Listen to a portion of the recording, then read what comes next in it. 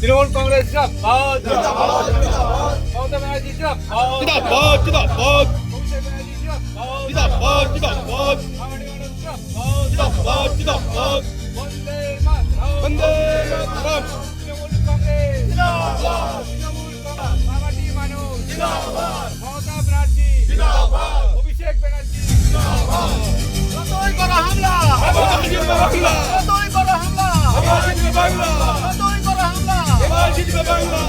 BJP ছেড়ে আজ তৃণমূল যোগদান করলাম। কেন বিজেপি ছেড়ে হঠাৎ করে? বিজেপি 5 বছর আমাদের এমএলএকে আমরা রেখেছি এই বুথে জিতিয়ে, কিন্তু আমাদের কোনো উন্নয়ন করেনি। সেই জন্যে আমাদের গোটা গ্রামবাসীকে নিয়ে আজ তৃণমূলে যোগদান করলাম। এছাড়া কোনো উপায় নাই, তো কোনো কাজ নাই, কোনো কর্মস্থান নাই। মমতা ব্যানার্জি উন্নয়ন করছে, আমাদের এখানে কোনো উন্নয়ন নাই। সেই আমি 5 বছর ধরে দিবাকর ঘরামিকে এমএলএ বানিয়েছিলাম, আমার বুথে লিড করিয়েছিলাম, কিন্তু 5 বছর ধরে কোনো কাজ আমার বুথে করতে পারিনি, আমার গ্রামেও কিছু করতে পারিনি। এমনকি আমাদের বিজেপি করা দেখে শাসক সরকারও উন্নয়ন করতে আসছে না এগিয়ে। আমাদেরকে কিছু করার নাই এইরকম করা ছাড়া। এই দলে ফিরে গ্রামের কোনো মানুষটা কোনো উন্নতি হচ্ছে না। গ্রামের স্বার্থে আসতে বাধ্য হলাম। এখানে মোটামুটি এটা একটা ছোট্ট পাড়া, সেখানে 250 থেকে 300 জনের বসতি, মানে ভোটার। এটা বরচাদরা বুথ। বিগত 21 সালে আমি যখন ভোট করি তখন এই বুথে আমি কোনো কর্মী পাইনি এবং পতাকা বাঁধার লোক পাইনি, এবং সেই সূত্রে আমরা এই বুথটাতে আমরা হেরেছিলাম। এতে দেখলাম তার লক্ষ্যই ছিল যে আমরা এই বুথটাকে আমাদের সরকারের সাথে, আমাদের মামাটি মানুষের সাথে যুক্ত করব, যাতে উন্নয়নের যে অব্যাহতি ধারা আছে সেই ধারায় যেন এরা সামিল হতে পারে।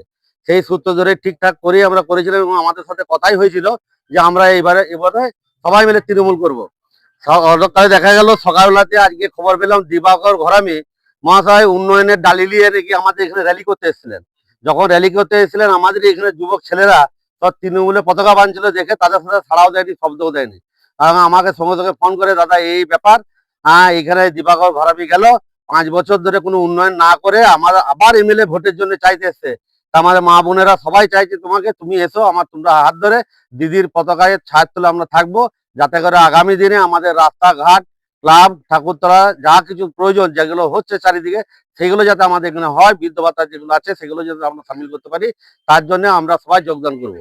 এবং 250 জন মানে মহিলা সব মহিলা দেখতেই পাচ্ছেন, মহিলারা আছে, এবং ওদের উচ্ছ্বাস, ওরা লক্ষ্মী ভান্ডার পায়। অথচ বিজেপি করতে হয়েছিল, সেটা মায়েদের কাছে একটা বিরাট যন্ত্রণাদায়ক ছিল। আজকে যেন যন্ত্রণা থেকে মুক্তি হলো, যে না আমরা যে সরকারের আমরা নিই সেই সরকারের আগে সহায়তা হলাম। আর দিবাকর বাবুকে বলি যে এটা পেয়ারবেড়া পঞ্চায়েত, বেশি খাটাতে যাবেন না, বেশি র্যালি করতে যাবেন না, একটা গ্রাম আমি ঢুকিয়ে দেবো। আমার নাম টিয়ার হাজারি। তৃণমূলের মিথ্যা ফেক। কারণ হচ্ছে আজকে পিয়ারবেড়া পঞ্চায়েতে যেভাবে মানুষের ঢল নেমেছে, আমি প্রচারে গেছিলাম, সারাদিন ছিলাম, যেভাবে মানুষের ঢল নেমেছে ও দেখে ওরা ভয় পেয়েছে। ওই নিজেদের লোককে এনে পতাকা ধরিয়ে বাজার গরম করতে চাইছে। ওসব মিথ্যা ফেক নিউজ মানুষ বুঝতে পেরেছে। কারণ 2021 সালেও এই ধরনের কাজ এরা করেছিল, সফল হয়েছিল, কিন্তু এবারে মানুষ বুঝতে পেরেছে এবারে আর সফল হবে না। ওই পিয়ারবেড়া পঞ্চায়েতের বুথে বুথে গিয়ে ভয় দেখিয়ে গুন্ডাগিরি করে এরা লিড নিয়েছে আগের সমস্ত নির্বাচনে, কিন্তু এবার এরাও বুঝে গেছে যে পিয়ারবেড়া পঞ্চায়েত থেকে ভারতীয় জনতা পার্টির অনেক বেশি লিড থাকবে। তৃণমূল কংগ্রেস জিন্দাবাদ জিন্দাবাদ জিন্দাবাদ মমতা ব্যানার্জি জিন্দাবাদ। আরো লেটেস্ট খবরের আপডেট পেতে ফলো করুন রাতদিন.in।